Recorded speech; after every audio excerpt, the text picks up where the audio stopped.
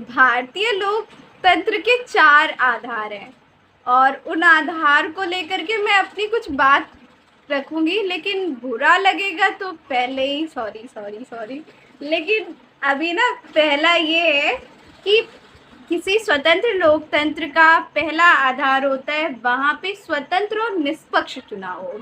तो आए दिन राहुल गांधी अपने डेटा को लेके चले आते हैं और कहते हैं कि ये जो बीजेपी एज अ पार्टी ये स्वतंत्र लोक चुनाव नहीं करा रही है। फिर दूसरा है कि मौलिक अधिकार जो हमारे फंडामेंटल राइट्स हैं उस वो हमारे लिए हमारा लोकतंत्र का दूसरा आधार है।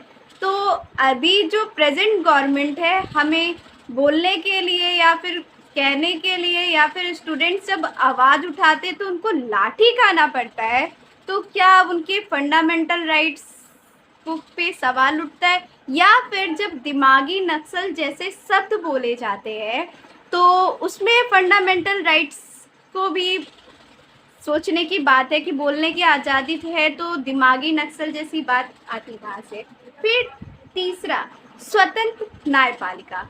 स्वतंत्र न्यायपालिका तो हमारी है, लेकिन वो कॉकरोच, पैरासाइट्स और भी सारी चीज़ें हैं। जैसे अभी तो बार काउंसिल ऑफ इंडिया के मनन कुमार मिश्रा जी का अपने बे मतलब कह सकते हैं ना कि कोई विरोध करे उसका तुरंत ही विरोध दबाना, वो सारा मामला। और चौथा सबसे बड़ा आधार जो आज के टाइम में सबसे ज़्यादा कंट्रोवर्सी का पॉइंट है वो है मीडिया।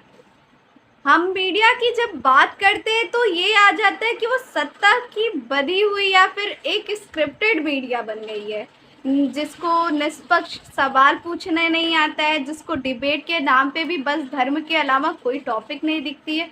और जो मीडिया का काम है वो अपना काम भूल गई है, बाकी सारी चीज़ें ऐसे ही चल रही है। बाकी ये मेरा राय मतलब मेरी राय थी।